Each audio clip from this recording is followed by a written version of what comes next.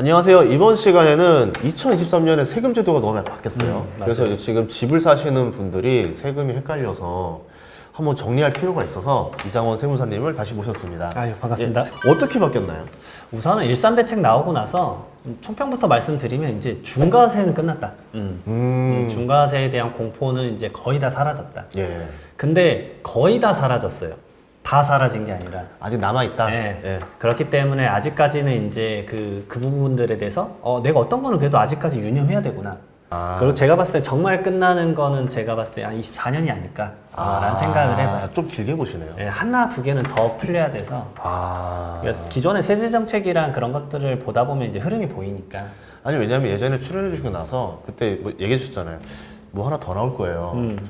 그러고 나는데 정말 나오고 있는 거예요, 계속. 그래서 와, 신기하다 했었거든요. 그때 조정대상 지역 제가 풀릴 거라고 말씀드렸었죠. 네. 근데 왜 이렇게 빨리 나온 거예요? 진짜 빨리 나온 거는 제가 봤을 때는 이제 선제적 대응이고, 여러 이제 뉴스에서도 사실 느끼시겠지만, 정부가 진짜 두려운 것 같아요. 이제 막 뭔가 도미노가 터질까봐. 그때 뭐 좀 많이 이제 카더라 썰에는 둔촌주공을 살리기 위해서 했다.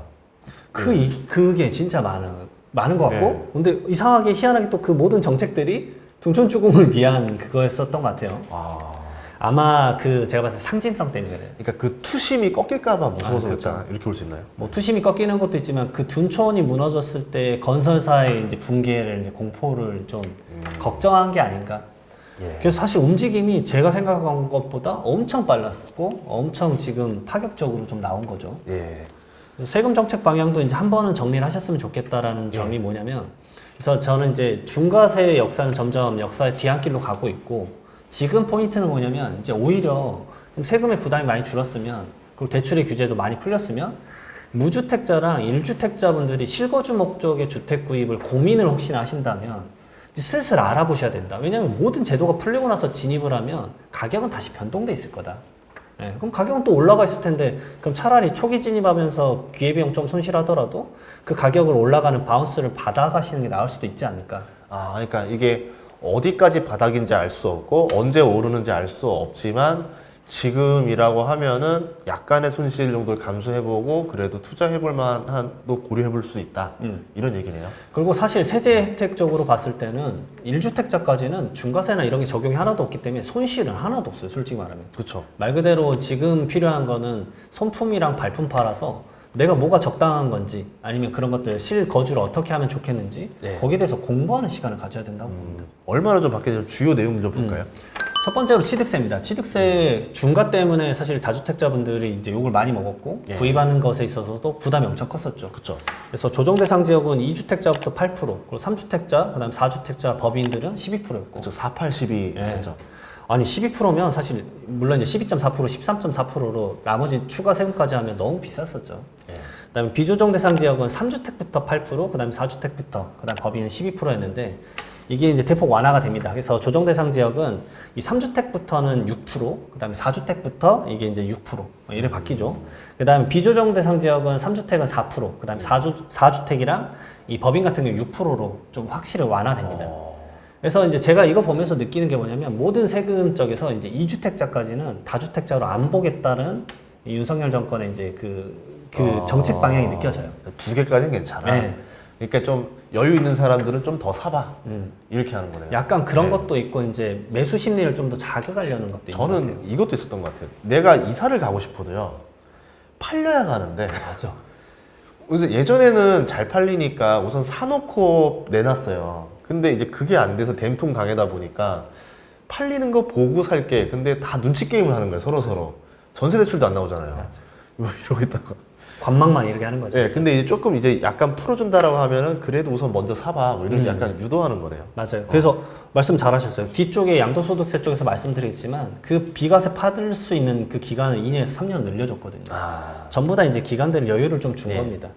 그리고 확실히 모든 이 주택 세제에서는 2주택까지 이제 중과세가 아니다라고 하는 거 어디서 또 느낄 수 있냐면, 이 조정대상 지역을 우선 많이 풀었던 것도 있고, 두 번째로는 이 조정대상 지역 내에 그 주택을 증여를 할 때 기존에는 1주택자 이상자가 그 시가 표준액 3억 원 넘어가는 주택 증여라면 중과세 바로 12.4%, 13.4%였거든요. 근데 그거를 1주택하고 2주택까지는 없애겠다. 3주택 이상인 자만 12%에서 6%로 줄여주겠다라고 한 거거든요. 그러니까 말 그대로 2주택자까지는 뭔가 중과세율 적용을 다 안 해주겠구나. 근데 제가 이거를 말씀드린 이유가 뭐냐면 이게 2월 입법 국회에서 통과가 돼야 돼요. 이게 지금 된 줄 알고 계신 분들이 좀 많아요. 그러니까 지금 만약에 내가 3주택자에서 취득을 했어요. 그리고 취득세 내러 가면서 이제 좀 풀렸겠지. 낮은 세율로 내려고 취득세만 그걸 준비를 하신 거예요. 근데 지금은 중과세율이에요. 아직은 좀 지켜보긴 해야 되겠네요. 네. 그래서 이게 2월 국회 입법으로 통과 적용되면 그걸 소급을 해서 2022년 12월 21일 이후에 적용, 이게 뭐 취득을 했거나 증여했거나 매수를 한 것에 대해서는 전부 다 적용을 해주겠다. 어쨌든 완화 이 정책을 제한한 날짜 이후부터 적용을 해주는 거다. 네, 맞습니다. 보도자료 나온 날짜부터. 근데 이거는 좀 확실히 될 것 같은 이유가 뭐냐면 이래놓고 안 되면 정부 신뢰도가 땅에 떨어지니까. 그렇겠죠. 네. 근데 이게 국회로 들어가야 되는 거 아니에요? 이거 시행령으로도 바꿀 수는 있을 거예요. 그래요? 그러니까 먼저 국회로 가는데 국회에서 안 되면 시행령으로 분명 이런 식으로 할 거예요. 1년간 한시적 그런 식으로 이제 좀 풀어주지 않을까. 왜냐면 호언장담처럼 말을 해버렸는데 안 해버리면 시장의 혼란도가 너무 큰 거죠. 그리고 지금 취득하시는 분들은 사실상 지금 세법이 바뀐 게 아니기 때문에 중과세율을 내시고 2월 국회가 통과가 되면 그때 경정청구로 돌려받으셔야 돼요. 그러니까 예산을 준비를 해놓고 해야 된다. 당연히 낮은 세금만 준비해야 된다가 된통 당하면 등기를 못 치니까. 그러네요. 그런 실무적인 것도 알고 계셨으면 좋겠어요. 또 두 번째로 넘어가 볼까요? 그 다음에 보유세인데 물론 이제 보유세가 여야 합의가 아주 진통을 겪다가 22년 12월에 좀 풀렸죠. 그래서 1주택자에 대한 종합부동산세가 핵심이죠. 이제 6억 원에서 9억 원으로 바뀌었고 1세대 1주택자는 11억 원에서 12억 원으로 대폭 늘어난 것도 있고 그 다음에 이번에 이제 공동주택 가격이나 개별주택 가격을 예전 2020년도 가격으로 회귀하겠다. 그러니까 과세 표준 자체도 낮아졌고 근데 아직까지는 종합부동산세는 부담이 큽니다. 왜냐면 이번에 세율은 통과 안 됐어요. 그러니까 약간은 낮아졌는데 아직도 3주택자 중과세는 아주 높은 고율의 세금이기 때문에 올해까지는 종합부동산세 부담이 아주 크실 거다. 그래서 이제 올해 세법 개정안이 나오실 거예요. 24년 7월에 나오게 되면 그때 또 눈여겨보세요. 왜냐면 24년에는 이제 바뀔까? 그런 거 눈여겨보셔야죠. 그리고 원래 조정대상 지역 내 2주택은 종부세가 이제 중과세율이었는데 그거 없어졌어요. 그러니까 2주택자까지는 또 중과세율로 안 보는구나. 그런 것들도 한번 보시면 되고 그 다음에 마지막은 양도소득세입니다. 이게 제일 중요해요. 양도소득세는 진짜 거의 다 풀렸다고 봐도 무방합니다. 우선 중과세율 지금 한시적으로 유예했던 거 1년 더 연장했습니다. 그래서 보유기간 2년 이상이면 24년 5월 9일까지는 팔았을 때 중과세율 적용 안 받아요. 그러니까 중과세율은 거의 다 끝났다고 보시면 돼요, 사실은. 그리고 두 번째로는 이제 분양권하고 주택 입주권 단기 양도하면 세율이 살인적이었거든요. 뭐 1년 미만이면 77%, 그 다음에 1년 이상이면 66% 이랬는데 이거 많이 낮췄습니다. 그러니까 1년 미만이면 45%, 그 다음에 1년 이상이고 2년 미만이다 그러면 40%. 좀 완화가 됐어요.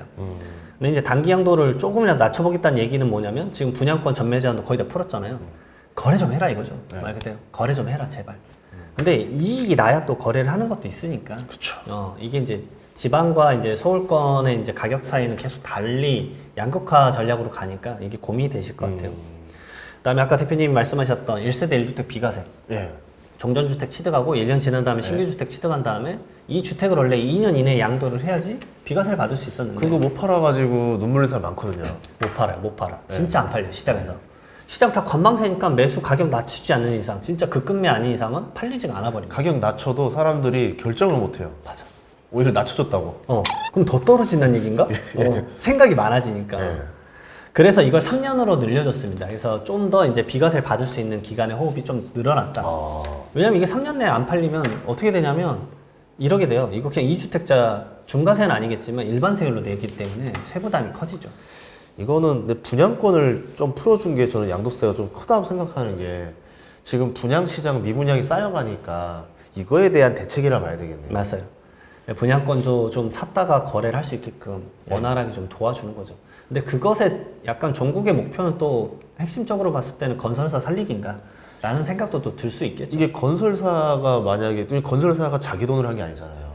건설사는 또 뭐 증권사라든가 또 저축은행 PF 들는 거고 이게 연결이 되니까 뇌관이라고 볼 수도 있겠다. 맞아요. 그렇겠네요. 미분양이 터지게 되면 사실은 예전에도 그렇지만 막 건설사들 줄도산하고 막 그러면 네. 시장 경제에 본인에게도 영향을 미치니까. 그래서 우선 풀어낼 수 있는 거 풀어보겠다 이렇게 볼 수 있겠네요. 예. 그리고 원래 기존에 이제 종전주택 있고 네. 그 다음에 입주권에 1분양권 사게 되면 네. 기존에 이거 처분을 3년 이내에 하면 비과세를 해줬거든요. 네.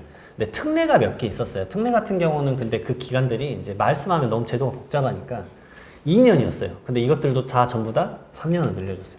결국은 어쨌든 3년이란 제도의 기간을 좀 주겠다. 그러니까 팔면 비과세 해주는 거 폭을 최대한 늘려줄게. 근데 우선은 뭐 2년이든 3년이든 지금 분위기로서 안 팔리잖아요. 거래가 돼야 되는데. 예, 그게 거래가 안 되니까 이게 1년 늘려줬다 하더라도 한시적인 느낌인 거지 완전히 해결된 건 아니거든요. 맞아요. 그래서 양극화 시장이라고 제가 말씀드리는 게 서울이나 수도권은 움찔움찔 하는데 지방은 이게 거래가 잘 안 되니까 거기에 대한 부담이 좀 크실 것 같아요. 예. 서울은 일삼대책 풀리고 나서 대출 규제제도 이런 거 많이 풀리니까 조금씩은 움직이고 있거든요, 사실은. 3년으로 좀 늘어났다라는 것들. 그리고 좀 기존의 세금 역사를 말씀드리면 4년은 안 될 것 같아요, 제 생각에는. 4년은 한 번도 없었어요. 저도 4자 숫자는 못 들어본 것 같아요. 네, 양도소득세에서 4자는 거의 다 안 쓰는 숫자이기 때문에. 아니면 5를 써야지 차라리. 그러게 늘어나진 않을 것 같아요. 예. 3년에서 더 늘어나지 않을까라는 생각은 약간 접어두시는 게 낫지 않을까. 제일 걱정인 건 이거예요. 어쨌든 뭐 거래라도 활발했으면 좋겠다. 그러니까 가격이 떨어지고 오르는 거는 뭐 시장 자율적으로 하면 좋겠는데 뭐 팔고 싶을 때 팔 수 있어야 되고 사고 싶을 때 살 수가 있어야 되는데 그게 안 되니까 너무 이제 힘든 거죠. 맞아요. 무서운 거죠. 그러니까 주식도 그런 거 있어요. 사실 저 소형주 건들면 못 빠져나올 때가 있어요. 거래량이 없어서 예를 들어 저는 이제 1000주를 갖고 있다 그러는데 그날 하루 거래량이 100주밖에 없어요. 와, 환장을 노리시. 그래도 뭐 어떻게 하루하루 끊어서 할부라도 갖고 나오겠지만 부동산은 그런 게 없잖아요. 네. 그러니까 이제 사람들이 예전에는 잘 팔릴 때는 그냥 뭐 내가 좀 손해 보더라도 팔면 되지인데 이거는 못 팔아 이래버리니까 현금 흐름이 막혀버려. 맞아. 그런 좀 걱정들이 더 큰 게 아닌가. 그래서 정부가 또 내놓았던 것 중에 제가 마지막으로 말씀드리고 싶은 게 임대주택. 예. 근데 사실 저는 이거 임대주택에 대해서는 좀 회의적이라서 이게 사실 목적은 그거거든요. 미분양 주택 사서 임대주택 돌리세요. 그럼 혜택 주겠다. 그래서 예전처럼 뭐 취득세, 그다음 재산세, 그다음 뭐 종부세, 양도소득세 혜택을 주긴 할 건데 핵심은 결론은 기간이 너무 길어요. 네. 제가- 10년, 15년이. 제가 그 10년짜리 하나 하고 있거든요. 제가 3억대에 사서 네. 10억 넘어갔다가 다시 4억대 있더라고요.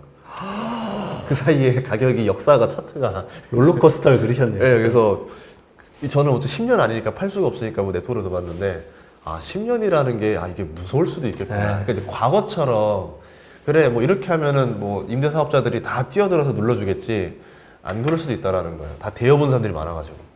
진짜 그래서 아시는 분은 과태료 내고 파셨어요.